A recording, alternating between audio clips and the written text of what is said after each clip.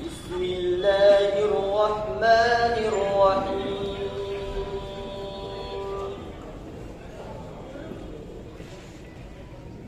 إن الذين قالوا ربنا الله ثم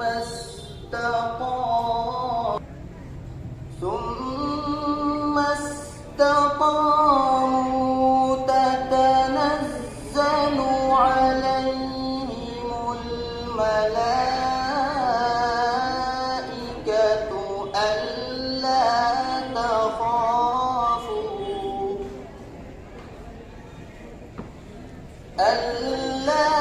تخافوا ولا تحزنوا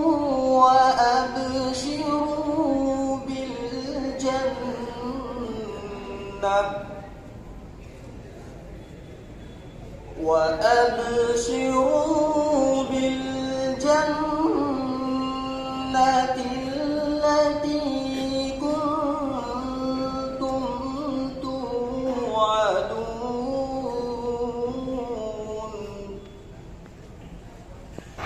نحن أولياؤكم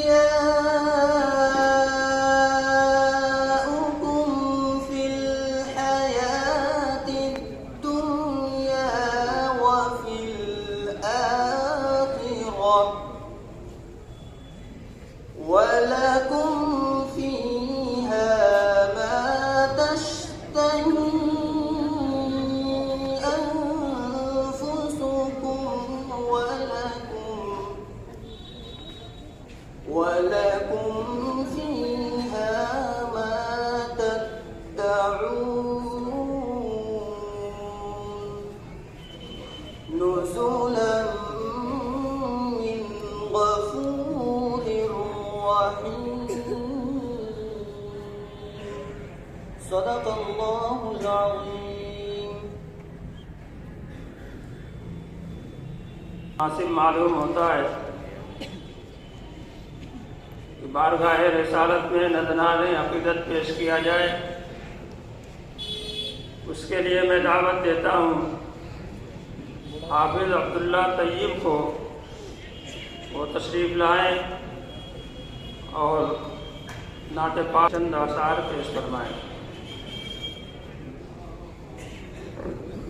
अस्सलामु अलैकुम वरहमतुल्लाहि वबरकातुहू।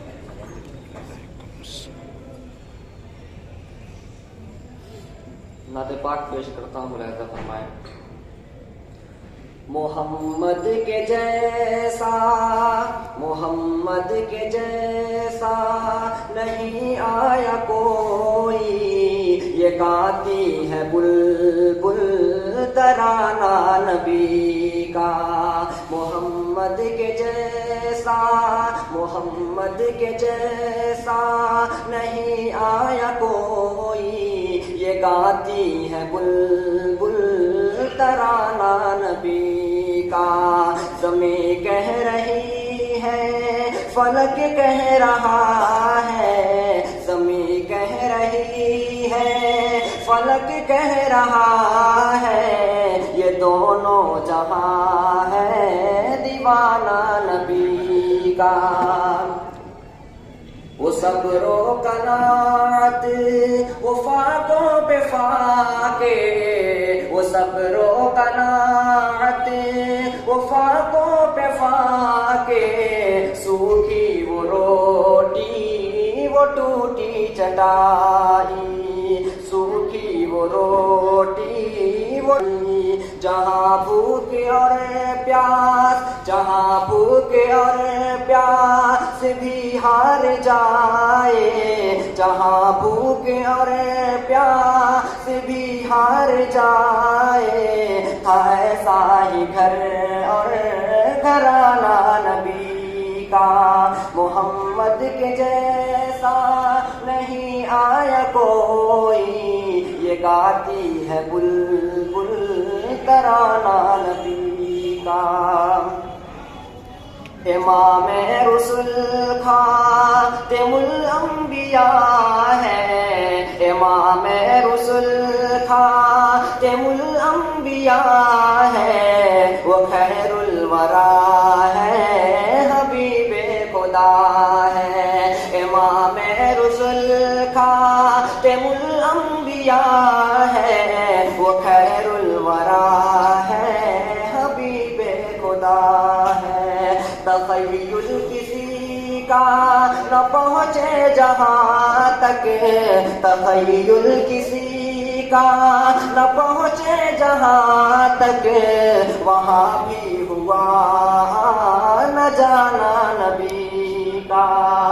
सरासर गुनहगार है आज उम्मत, सरासर गुनहगार है आज उम्मत, अज़ाबे इलाही से फिर भी बचे हैं।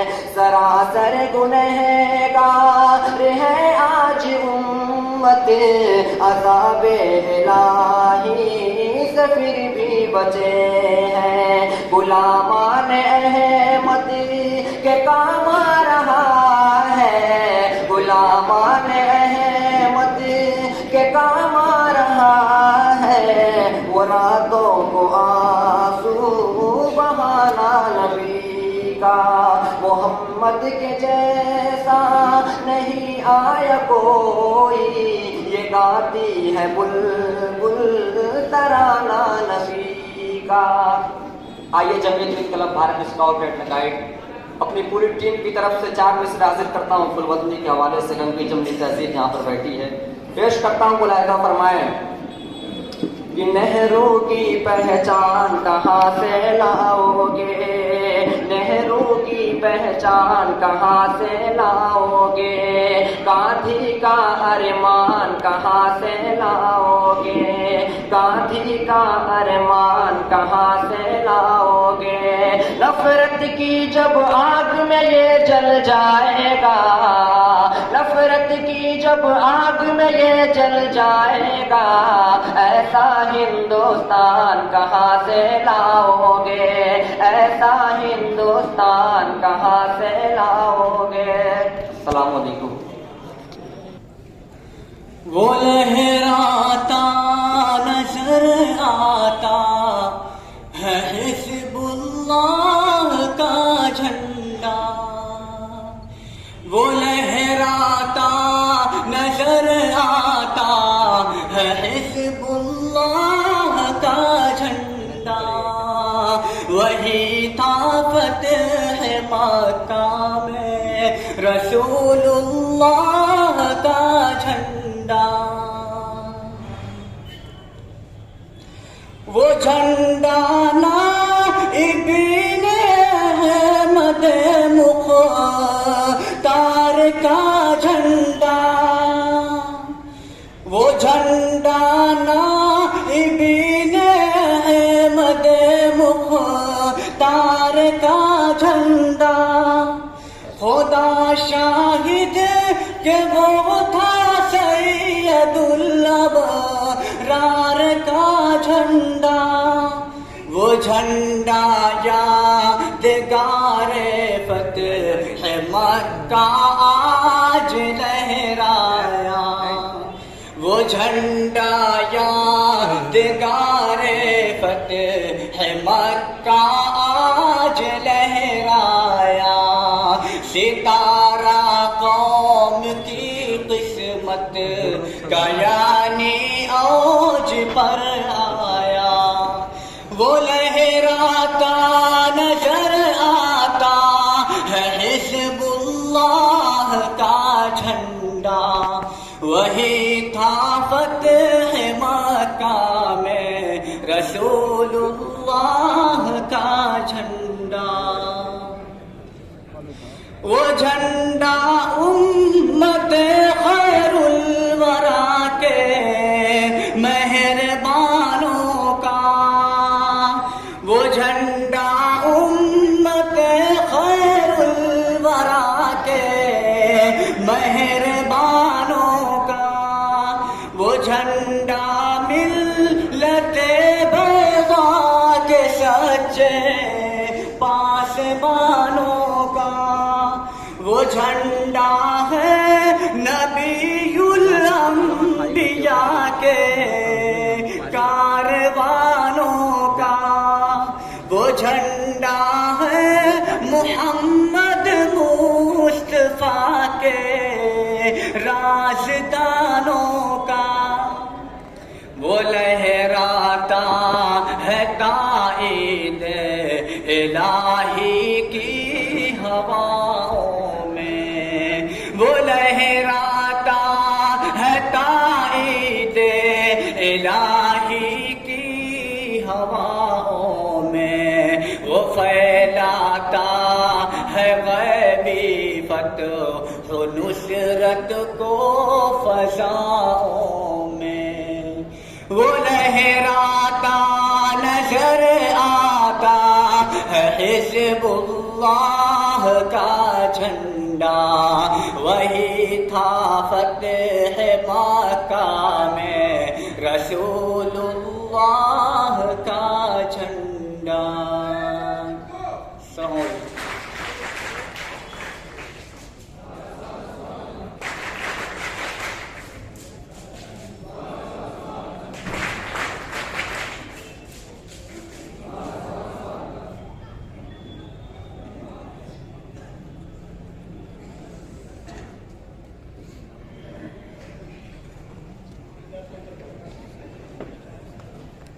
की अहम इजलास है। ये जमीयत उलमा हिंद के बैनर तले मुख्तलिफ मज़ाहिब के लोग आज इकट्ठा हैं। इंशाअल्लाह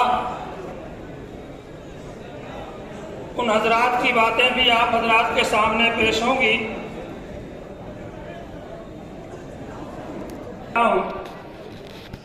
जमीयत उलमा हिंद हिंदुस्तान की एक बहुत कदीम जमात है, बहुत कदीम तंजीम है। 1919 में इसका क़याम हुआ, जब हिंदुस्तान में अंग्रेज काबिज थे और हिंदुस्तान गुलामी की जंजीर में बंधा हुआ था। तो हमारे उलमा ने, हमारे बड़ों ने इस मुल्क की आज़ादी के लिए सबसे पहले आवाज बुलंद की। फिर बाद में धीरे धीरे बिरादराने वतन भी साथ हुए और मिलजुल कर इस मुल्क को आज़ाद कराया गया।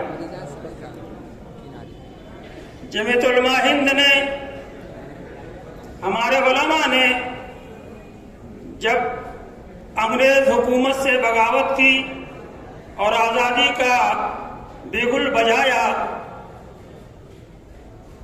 उस वक्त काबुल के अंदर जिला वतन हुकूमत कायम की, जिसका सदर राजा महेंद्र प्रताप सिंह को बनाया।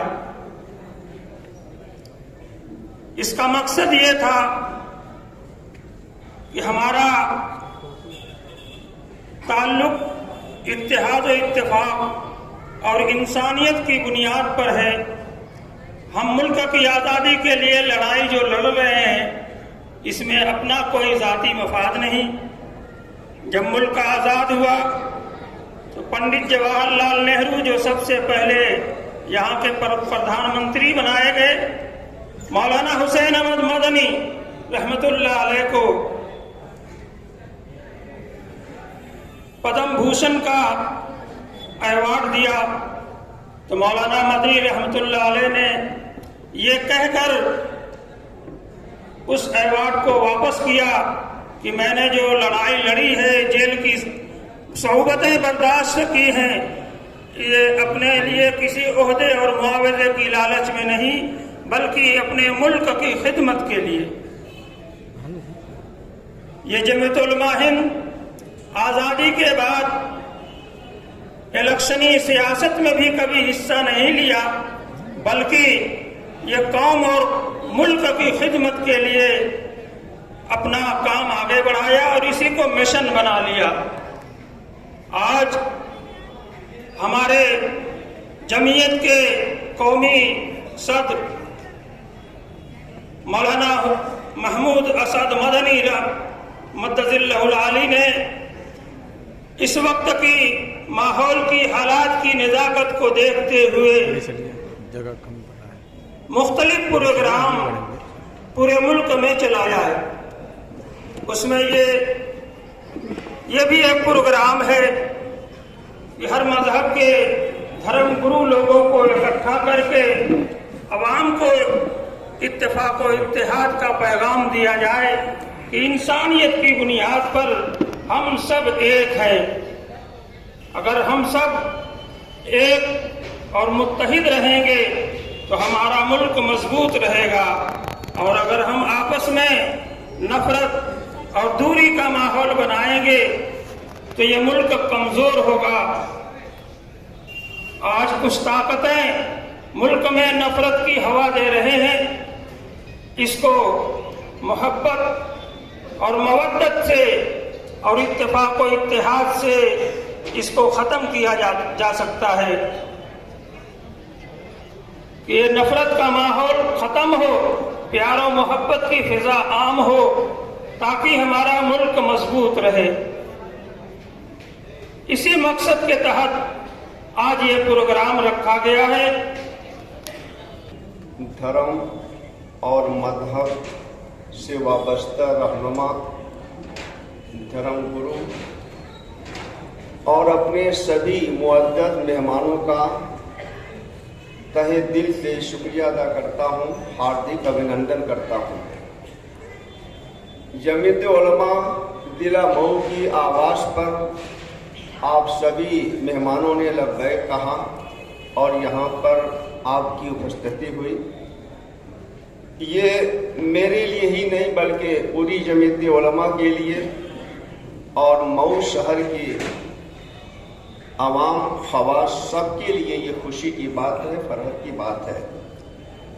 मैं ये समझता हूँ कि आज का ये दिन मऊ का एक तारीखी दिन होगा कि आज के इस मैदान में, इस सहन में मुख्तलिफ मज़ाहिब के लोग एक मकसद को लेकर जमा हैं, और वो मकसद क्या है?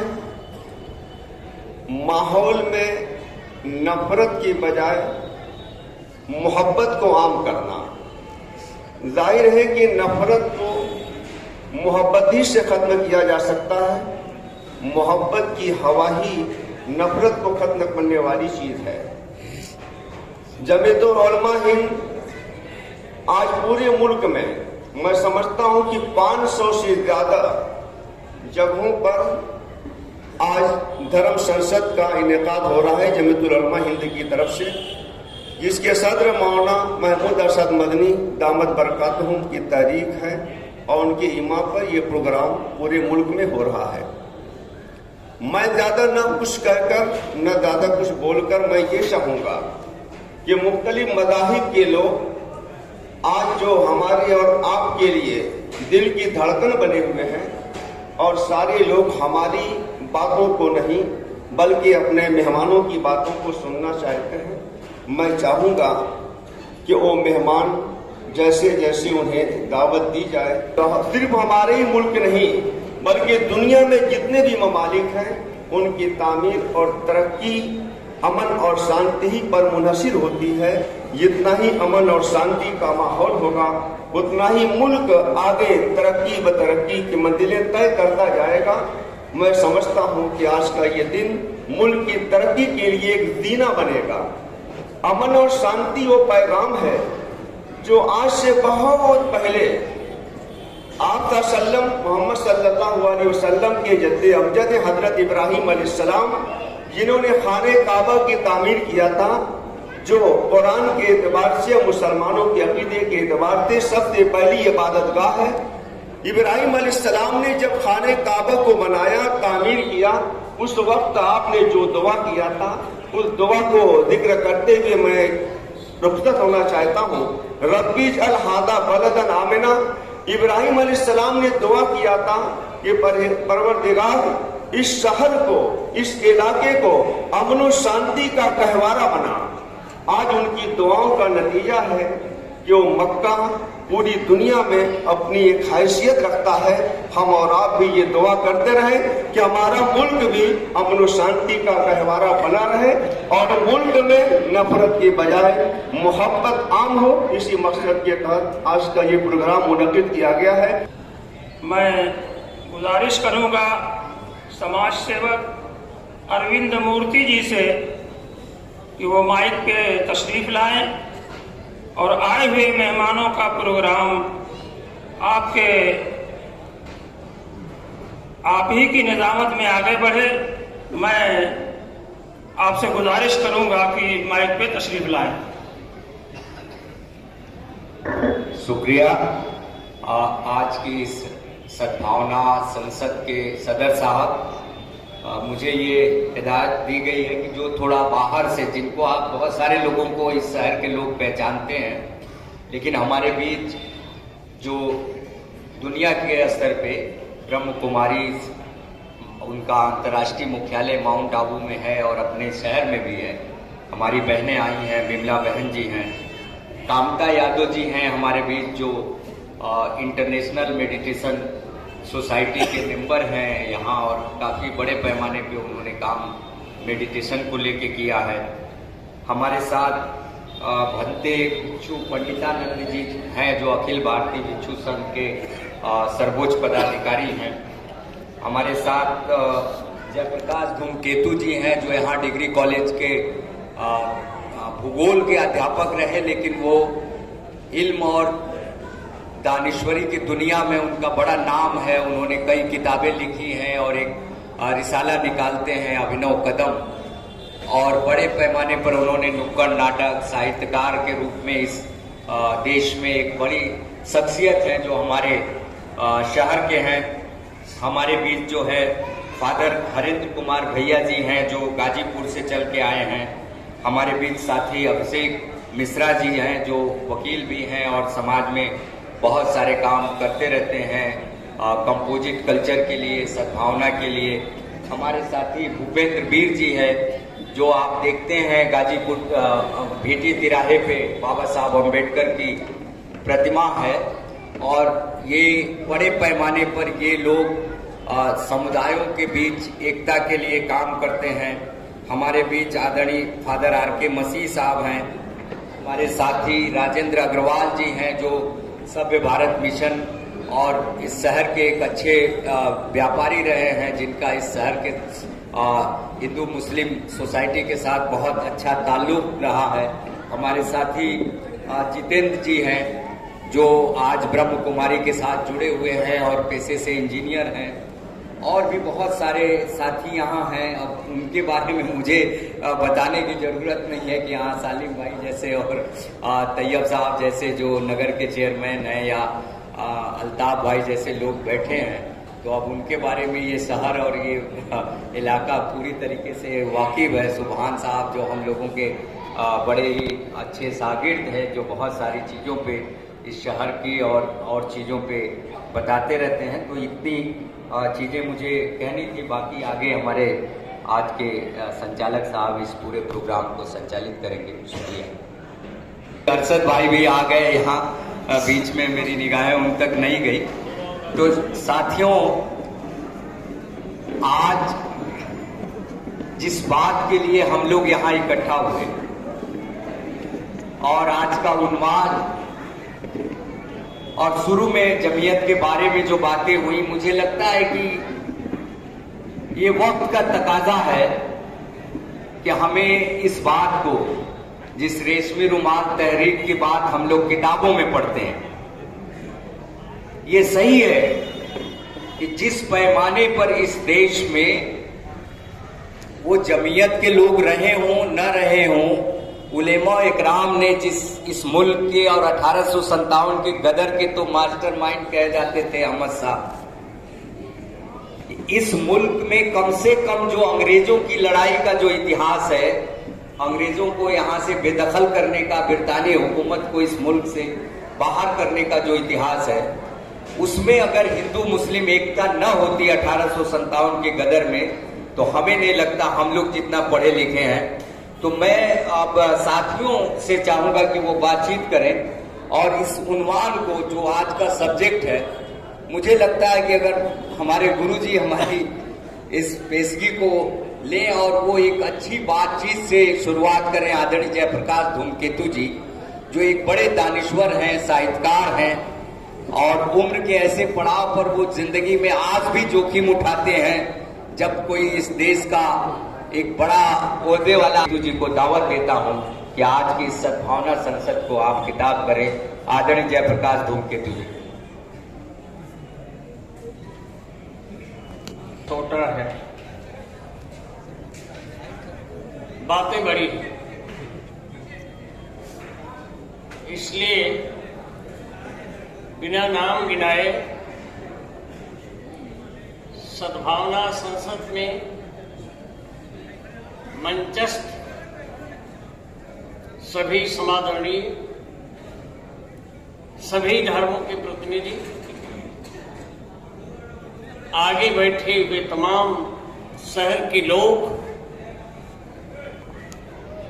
और सबसे बड़ी बधाई दूंगा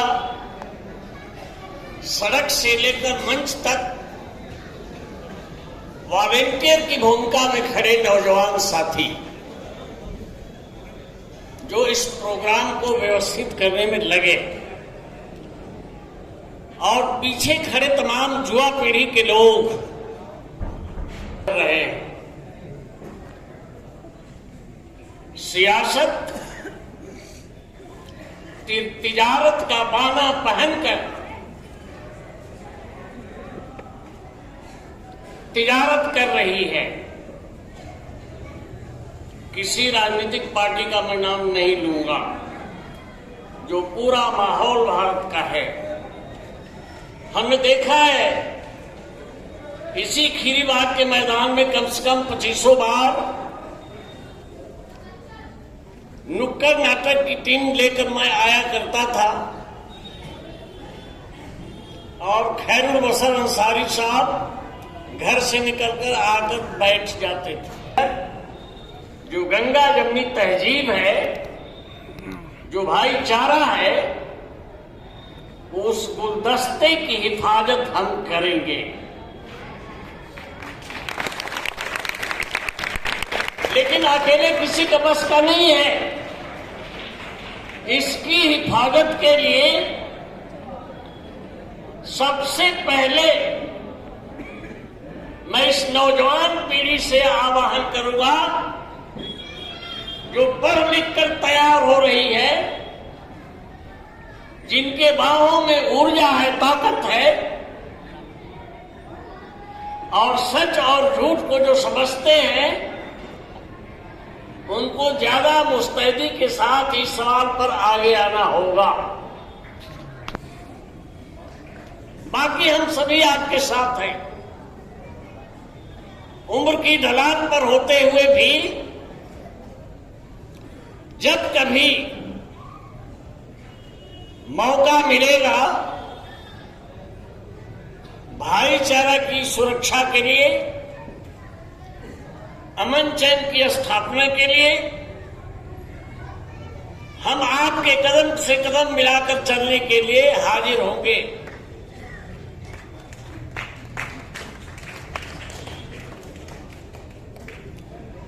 बड़े बैनर बने। यह बैनर जिसके तहत ये प्रोग्राम हो रहा है, यह तो जंगे आजादी के दौर से अपने मुकाम को हासिल करने के लिए काम करता हुआ आ रहा है। इस बैनर से मैं परिचित हूं। उसके बाद बहुत सारे बैनर बने, लेकिन दिक्कतें घटने के बजाय बढ़ती हुई दिखाई दे रही है। चीजें सही रास्ते पर नहीं आ रही हैं, क्योंकि जिस दिन सही रास्ते पर चीजें आ जाएंगी, हिंदुस्तान का नौजवान अपनी ऊर्जा का इस्तेमाल करते हुए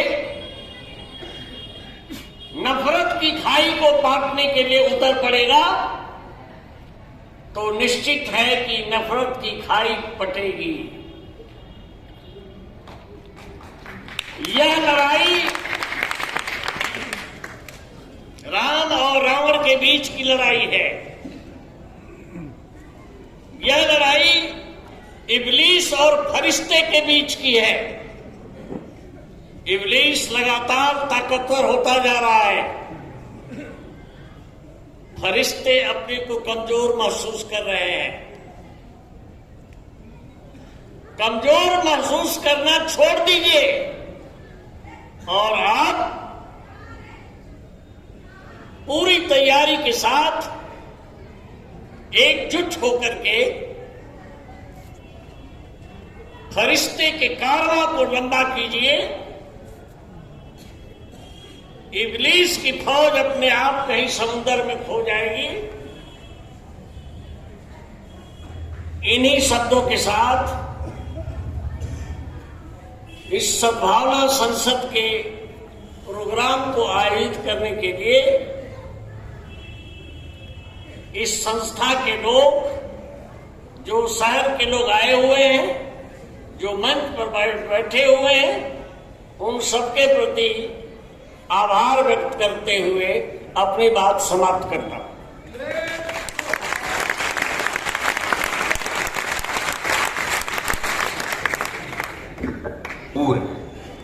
तो बुद्ध के शिक्षाओं का पूरे देश में प्रचार करते हैं। मैं पंडितानंद जी को आप इधर से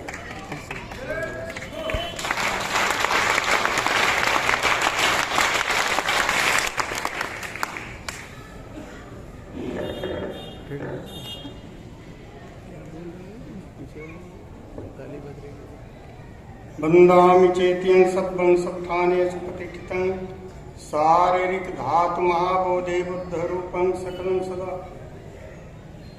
आप सभी लोगों को मेरे तरफ से यथोचित प्रणाम नमस्कार। सत्थाने प्रतिष्ठितं शारीरिक धातु महाबोधि बुद्ध रूपं सकलं सदा। बुद्ध के जो अस्थि सम्राट अशोक ने 84,000 जगहों पर स्थापित किया, उन सभी अस्थियों को मैं नमन करता हूँ, प्रणाम करता हूँ और उससे आशीर्वाद लेता हूँ। यही मैंने बोला। आज आप सबको देख करके मुझे बहुत खुशी हो रही है। हजारों साल से बहुत सारे अत्याचार होते आए, बीच में लोग आए और इस देश को गुलाम बनाया। कर्मबद्ध उधर नहीं जाना चाहता, फिर भी 1200 वर्ष देश गुलाम होने के बाद भी आजाद हो गया। चलते रहा। इसी धरती पर डॉक्टर अंबेडकर नाम का एक व्यक्ति पैदा हुआ और बड़ी तसीहा से, बड़ी परेशानी से स्कूल से बाहर रह करके पढ़े। स्कूल में घुसने नहीं दिया गया, ये व्यवस्था थी। और थोड़ा होश हुआ तो उन्होंने कहा, अगर मुझे मौका मिला तो इस व्यवस्था को उखाड़ फेंकेंगे। जब डॉक्टर अंबेडकर बाहर से पढ़ के आए, इस देश की कुरीतियों से बहुत काफी उन्हें ज्ञान था, लड़ाई लड़ा। डॉक्टर अंबेडकर को भंडारा जिले से चुनाव लड़ाया गया और 3 कंपनियां लगकर डॉक्टर अंबेडकर को हराई। आप सभी पढ़े लिखे लोग हैं, जान रहे हैं।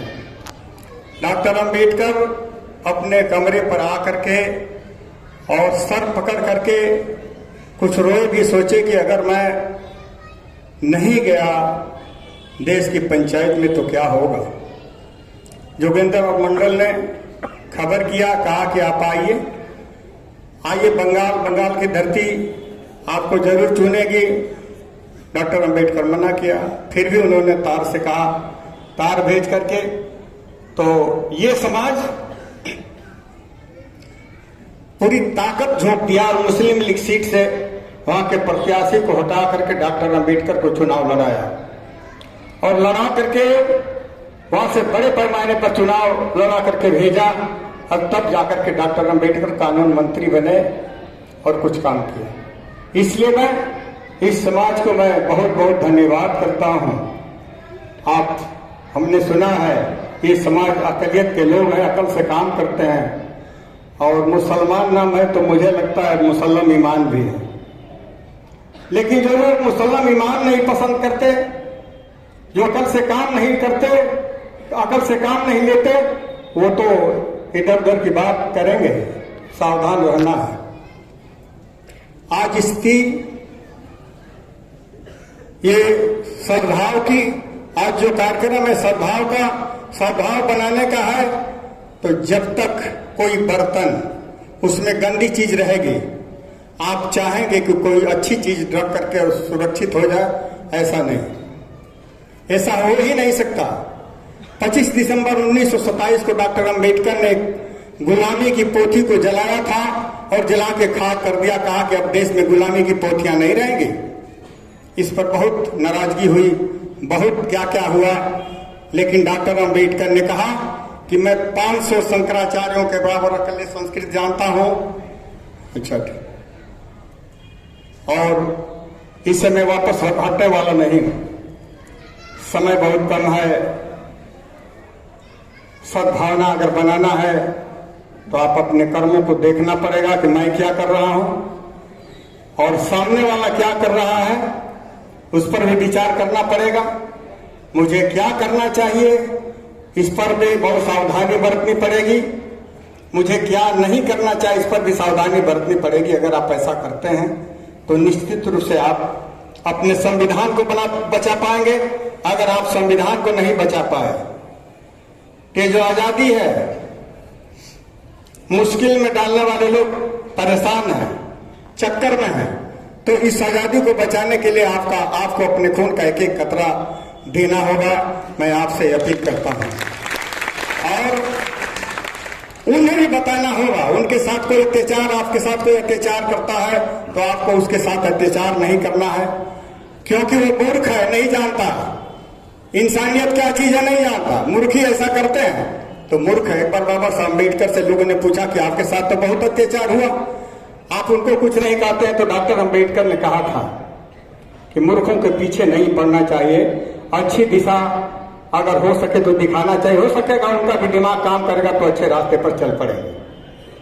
तो हमें मूर्खता नहीं करनी है, हमें अच्छे विचार से आगे बढ़ना है और बढ़ करके इस देश को बचाना है, संविधान को बचाना है। संविधान बचा रहेगा तभी संभावना एक दूसरे के बीच में रहेगी, वरना कुचलने वाले लोग कुचल देंगे। समय बहुत कम है, बातें तो बहुत हैं, लेकिन इतना मैं जरूर कहना चाहूंगा, आप जात मत देखिए, धर्म मत देखिए, मजहब मत देखिए, ये वो मत देखिए। आप सिर्फ ये देखिए कि अगर भारतीय हैं, इस देश के वासी हैं, तो इस देश के वासी हम एक दूसरे सगे भाई हैं, इस तरह का व्यवहार करेंगे, देश बचेगा, संविधान बचेगा। और आपकी जो संविधान में चीजें निहित हैं पूर्ण रूप से आपको मुहैया हो जाएगी। इन्हीं शब्दों के साथ अपनी वाणी पर विराम देता हूं। धन्यवाद।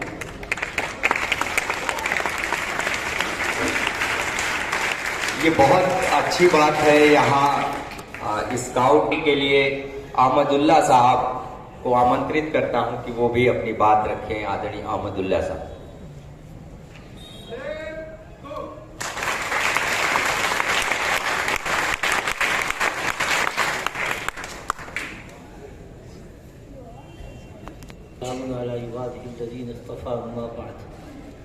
दोस्तों और बुजुर्गों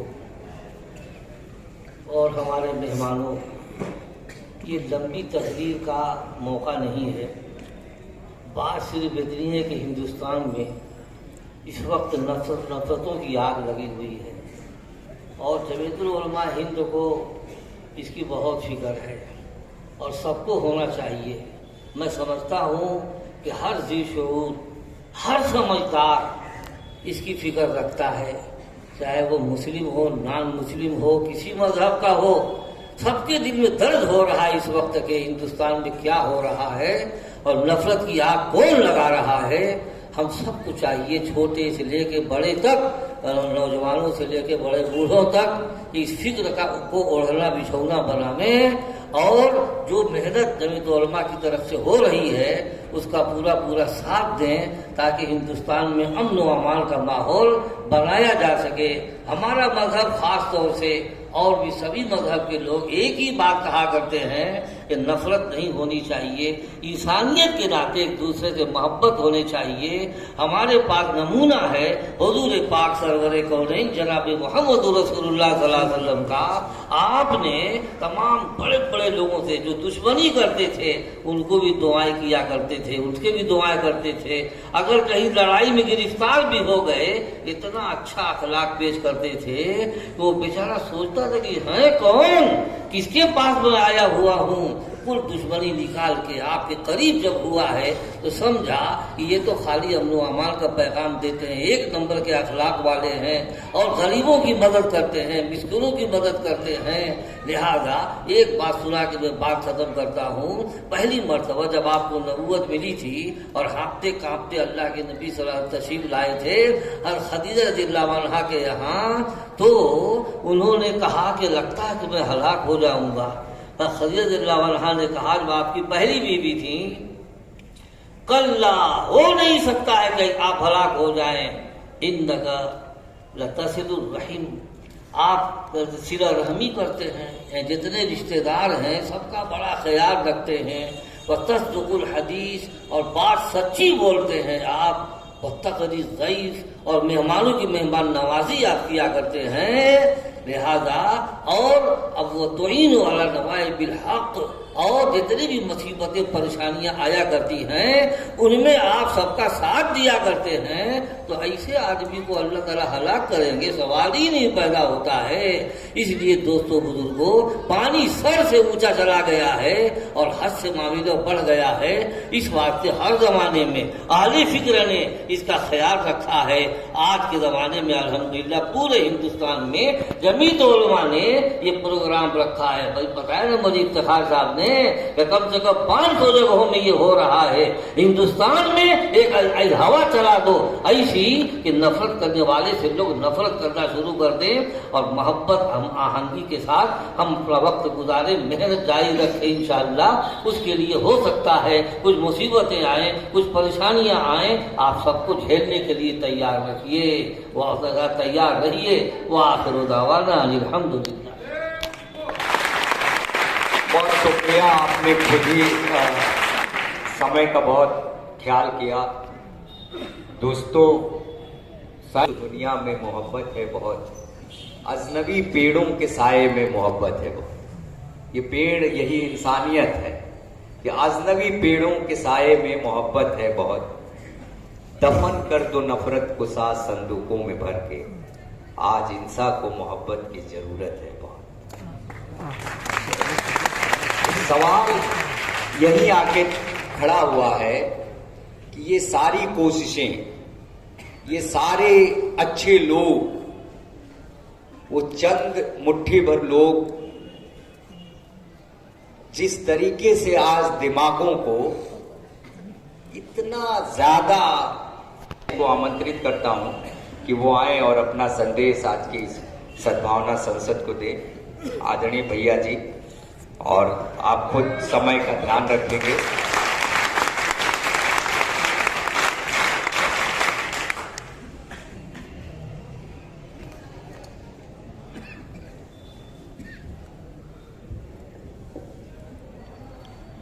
एक बार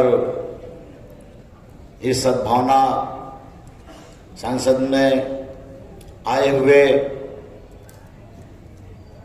तमाम मंच पे बैठे हुए तमाम धर्मगुरुओं का ताहे दिल से खुदावन यीशु मसीह के नाम में हृदय की गहराइयों से हम आपका हार्दिक अभिनंदन और वंदन करते हुए सामने बैठे हुए पितातुल्य नौजवान साथियों,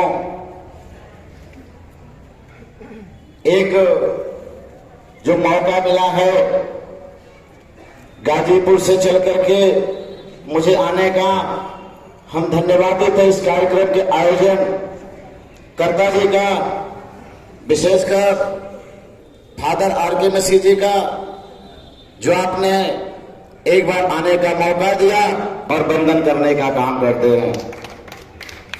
अपनी बात को कहने से पहले समय को देखते हुए हमारे बहुत सारे धर्मगुरुओं या बहुत सारे लोगों ने अपनी बातों को रखा, लेकिन सच में देखा जा, एक शेर के माध्यम से मैं अपनी बातों को रखूंगा समय को देखते हुए। सोच को बदल दो, सितारे बदल जाएंगे। सोच को बदल दो, सितारे बदल जाएंगे। नजर को बदल दो, नजारे बदल जाएंगे। कश्ती बदलने से कुछ नहीं होगा हासिल, किश्ती बदलने से कुछ नहीं होगा हासिल। दोस्तों, धारा को बदल दो तो किनारे बदल जाएंगे, किनारे बदल जाएंगे, किनारे बदल जाएंगे। मेरे प्रियो, मैं मंच के माध्यम से आपको बताना चाहता हूं, सच में हमें एकता में आने की जरूरत है। हम किसी भी धर्म को मानने वाले हों, हम किसी भी जात से क्यों न आते हों, पर सबसे बड़ा एक धर्म है, जो हमारा सबसे बड़ा धर्म है, वो मानव धर्म है। उस धर्म को हम सबसे पहले सम्मान करने का काम करें। यदि इस देश के संविधान को बचाना है, यदि इस देश की बिगड़ती हुई व्यवस्था को बचाना है, इस भारत देश में धर्म और मजहब के नाम से बचना है, तो सबसे पहले हमें एकजुट होकर के, एकता में आकर के अपने इस भारत देश की रक्षा के लिए, जैसे हमारे इस वीर जवान जो सरहद पे तैनात हैं, हमें अपने अपने स्थानों में अपने देश की रक्षा और सुरक्षा के लिए हमें खड़ा रहने की जरूरत है। प्रभु ईसा मसीह ने एक बात कहा, जिसके अंदर प्रेम नहीं, पहला कुरिन्थियों 13 अध्याय के पहले आयत में लिखा है, जिसके अंदर प्रेम नहीं, वो किसी भी मजहब का क्यों न हो, किसी भी जात का क्यों न हो, किसी भी देश मुल्क का क्यों न हो, यदि जिसके अंदर प्रेम नहीं है, वो ठनठनाते हुए पीतल और झनझनाती हुई छाछ के समान है, जबकि उसमें से कोई रस नहीं निकलने वाला। वो अपने स्वार्थ के लिए जी रहा है। मेरे प्रियो, विषम परिस्थितियां, विशेषकर हम आपसे आग्रह करना चाहते, मंच पे बैठे हुए हमारे तमाम धर्म गुरु हैं, जो आप हमसे उम्र में भी ज्यादा हैं, हमें आपसे बात रखना चाहते, कल समय में हमें अपने आप को एकता में लाने की जरूरत है। न धर्म को लेकर के, न मजहब को लेकर के हमें लड़ने की जरूरत नहीं है। हमें इस भारत देश की सुरक्षा करने की जरूरत है। भारत देश को एकता में बांधने की जरूरत है। भारत देश को उस गुलामी से जैसे बचा लिया गया, लेकिन इब्लिस एक ऐसा चतुर व्यक्ति है जो बाइबल इस बात को प्रदर्शित करती है, जो इब्लिस है, जो हमेशा लड़ाई और झगड़ा, दंगा प्रसाद करने का काम करता है, उसके उस गुमान को हमें मिल करके चकनाचूर करके बता देना है, ये भारत देश हमारा है। हम भारत में हर जात हर धर्म के लोग रहते हैं, और ये भारत के ऊपर यदि किसी की आंखें उठी तो हम प्रेम के साथ, नफरत के साथ नहीं, उसे प्रेम के साथ जीतने का काम करेंगे। इसलिए अंत में कहना चाहता हूं, गंगा की कसम, जमुना की कसम, सतलज का मुहाना बदलेगा। गंगा की कसम, जमुना की कसम, सतलज का मुहाना बदलेगा। कुछ हम बदले, कुछ आप बदले। मेरे प्रियो, कुछ हम बदले, कुछ आप बदले, तो ये जुर्म जमाना बदलेगा, ये जुर्म जमाना बदलेगा, ये जुर्म जमाना बदलेगा। इसी बातों के साथ समय को देखते हुए एक बार फिर मंच पे बैठे हुए तमाम धर्म गुरुओं का यीशु मसीह के नाम में हृदय की गहराइयों से आप सभी का हार्दिक अभिनंदन, वंदन करते हुए अपनी बातों को विराम देते हैं। जय हिंद, जय भारत, जय संविधान।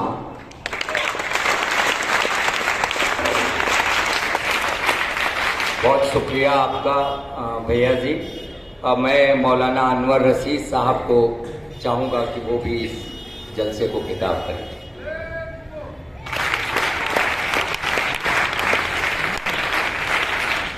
बिस्मिल्लाहिर्रहमानिर्रहीम। अल्हम्दुलिल्लाहि वकफ़ा वस्सलामुन अला इबादिहिल्लज़ीना इस्तफ़ा। अम्मा बअदु फ़अऊज़ु बिल्लाहि मिनश शैतानिर रजीम। बिस्मिल्लाहिर्रहमानिर्रहीम। या अय्युहन्नास इन्ना ख़लक़नाकुम मिन ज़करिन व उन्सा वजअलनाकुम शुऊबन व क़बाइल लितआरफ़ू इन्ना अक्रमकुम इंदल्लाहि अत्क़ाकुम। सदक़ल्लाहुल अज़ीम। मोहतरम मेहमानान, बिलख़ुसूस दूसरे मज़ाहिब से ताल्लुक़ रखने वाले धर्म गुरु हज़रात, आप हज़रात की तशरीफ़ आवरी का बहुत बहुत शुक्रिया। हम तहे दिल से आपके मशकूर हैं कि आपने हमारे इस प्रोग्राम को, इस अज़ीमुश्शान इजलास को रौनक बख्शी, यहाँ तशरीफ़ लाए। चंद मिनट मैं लूँगा। मैंने कुरान करीम की एक आयत का मुख्तसर सा हिस्सा मैंने आपके सामने पढ़ा है। अल्लाह रब्बुल इज़्ज़त ने इस आयत के अंदर इस्लाम का जो पैगाम दिया है, इंसानियत के नाम ये पैगाम है कि फरमाया कि ऐ लोगों, हमने तुम सबको एक मर्द और एक औरत से पैदा किया और हमने तुमको मुख्तलिफ कौमों और ख़ानदानों में इसलिए तकसीम किया ताकि तुम एक दूसरे को पहचानो, एक दूसरे से तुम मुतारफ़ हो, एक दूसरे की पहचान हासिल करो।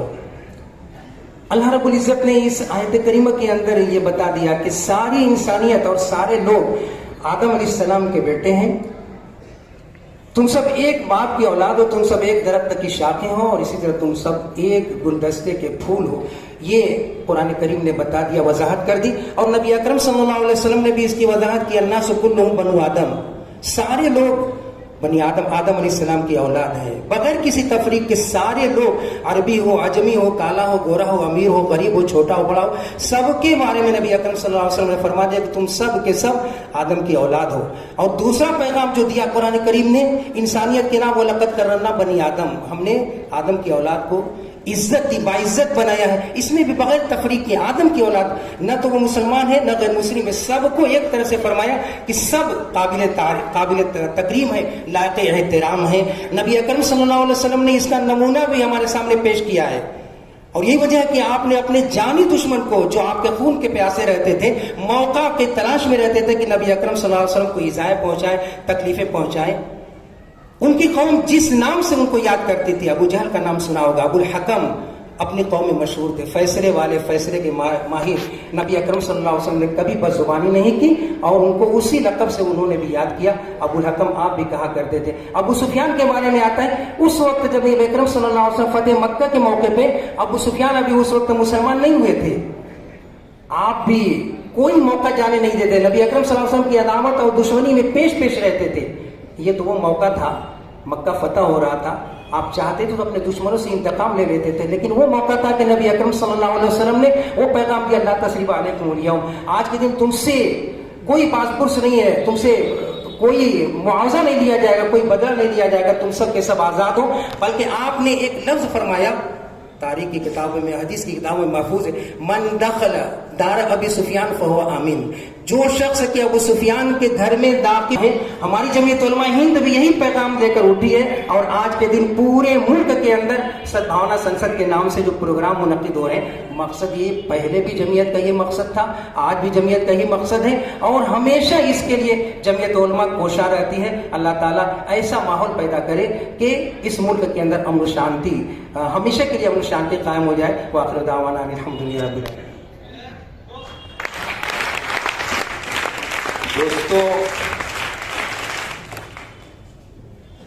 जाबेर साला तेरे जहां में जंग है क्यों, नफरत है क्यों, ईश्वर अल्लाह तेरे जहां में जंग है क्यों, नफरत है क्यों, तेरा दिल तो इतना बड़ा है, इंसान का दिल तंग है क्यों।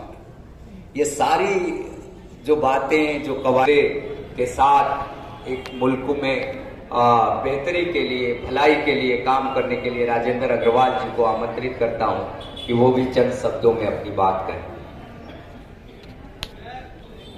सर्वे भवन्तु सुखिनः, सर्वे सन्तु निरामयाः, सर्वे भद्राणि पश्यन्तु, मा कश्चित् दुःखभाग् भवेत्। सभी सुखी होवें, सभी रोग मुक्त हों, सभी मंगल घटनाओं के साक्षी बने और किसी को भी दुख का भागी न बनना पड़े। इसी भाव और कामना के साथ मैं राजेंद्र अग्रवाल सभ्य भारत मिशन की तरफ से यहाँ उपस्थित सभी खासोवान का वंदन और अभिनंदन करता हूँ। मैं अपनी बात, वक्त की पाबंदी तो ही है, लेकिन कहना बहुत कुछ है। मैं तो इतनी तैयारी से आया था, लेकिन बहरहाल एक बहुत जरूरी गाना मैं आप लोगों को सुनाऊंगा कि जिस आजाद करने के लिए हमारे पूर्वजों ने अपनी जिंदगी कुर्बान की है, उसकी हिफाजत हमको किस तरह से करनी है, इसके ऊपर किसी तरह की आंच नहीं आने देना है और उन अमर शहीदों को याद करते हुए और उनकी कुर्बानियों को और उनके बलिदान को और आगे बढ़ाने के लिए हम अपनी सारी ताकत लगा दें। इस दुनिया में जितने भी परेशानियां हैं वो सारे नफरत, सारी दुर्भावना, सारे बुराइयों के कारण हैं। जैसे हम बीमार पड़ते हैं, हम बीमार पड़ेंगे ही, लेकिन उसका इलाज होता है। उसी तरह नफरत का इलाज मोहब्बत है। नफरत होगी, बीमार आप पड़ते, तमाम लोगों में 100-200 डॉक्टर हैं, सब कह जाते हैं, लेकिन उनके इलाज से आप ठीक हो जाते हैं। उसी तरह नफरत तो समाज में है, नफरत रहेगी, लेकिन उसका इलाज मोहब्बत से करना है। यह हमको तैयार रहना पड़ेगा इसके लिए। दुर्भावना है समाज में, दुर्भावना का इलाज सद्भावना से करना है। जो सद्भावना संसद इसमें आज ये रखा गया है, सद्भावना संसद, उसके लिए हमको तैयार रहना है।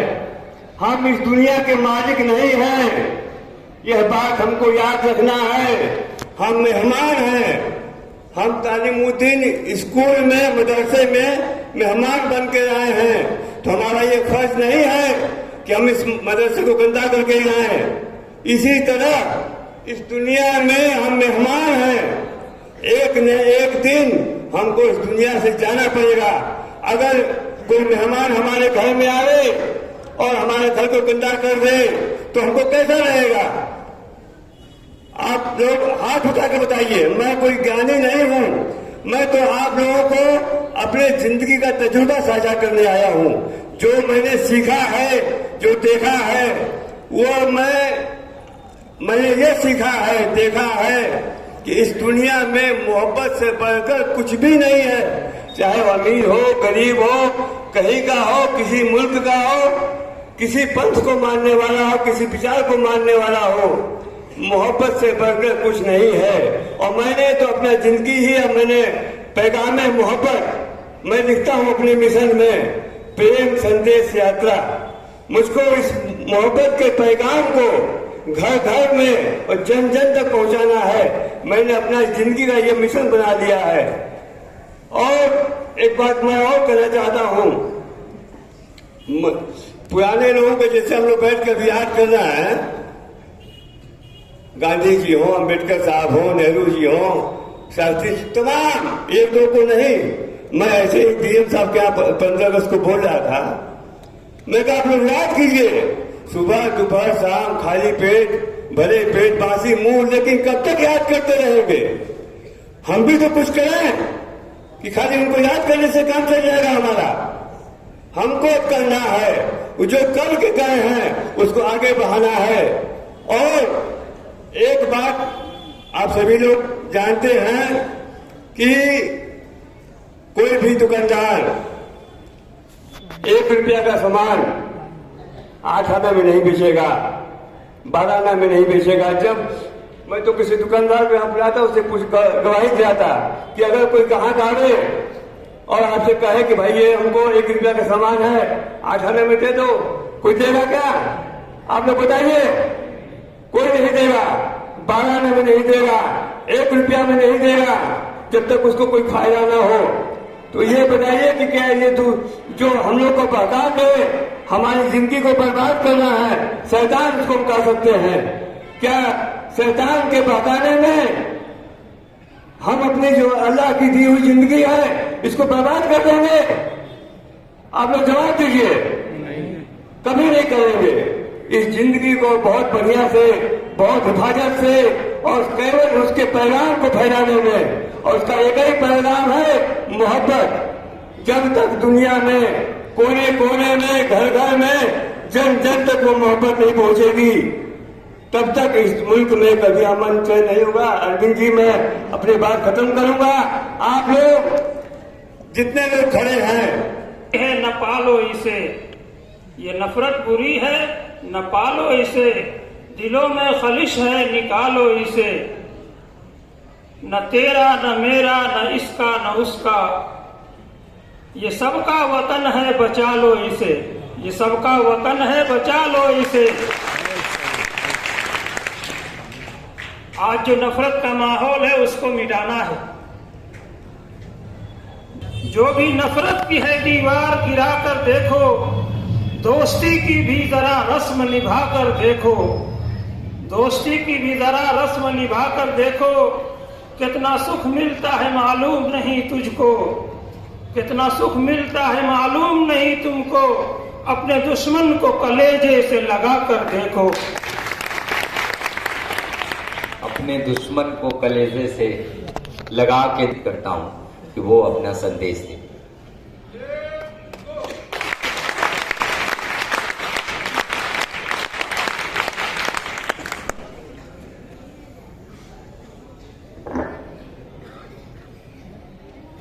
ओम शांति।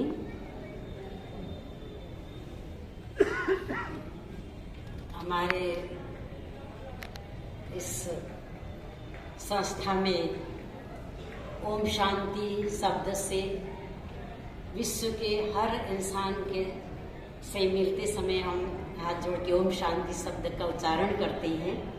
एक कोई मंत्र नहीं, ओम शांति माना कि हम अपने भी शांत रहें और सामने वाले को भी शांति का याद दिलाएं, पाठ पढ़ाएं। शांति हमारा स्वधर्म है और शांति विश्व के हर इंसान के लिए आज जरूरत है। इसलिए ओम शांति शब्द से अभिवादन करते हैं। जगत नियंता परम पिता परमात्मा के या उस खुदा के प्यारे बंधु मंचासीन हमारे सभी वरिष्ठ अतिथिगण और सभा में उपस्थित इस नगर के, मऊ नगर के सभी हमारे प्यारे भाइयों, पिता तुल्य भाई और छोटे बच्चे भी दिखाई दे रहे हैं। तो मुझे आज बहुत ही हर्ष हो रहा है कि यहाँ आज के इस सद्भावना संसद कार्यक्रम में हम बहनों को भी आप सबने याद किया और हमें इस सेवा का मौका दिया।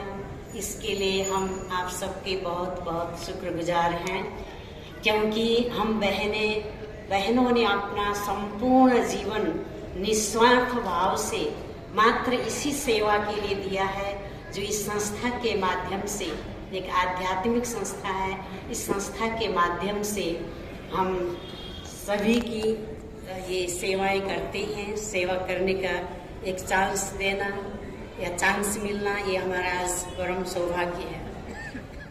अभी हम कुछ देर से सुन रहे थे अपने देश को बचाने की, अपने संसद को बचाने की बात या भाईचारे की बात।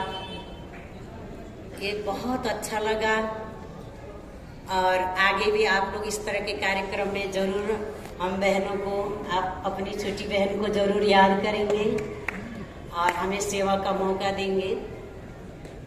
अब आती है बात कि हर कोई, हम सब, चाहे किसी भी धर्म, जाति, उम्र के क्यों न हो, हम सभी चाहते हैं कि आपस में भाईचारा होना चाहिए।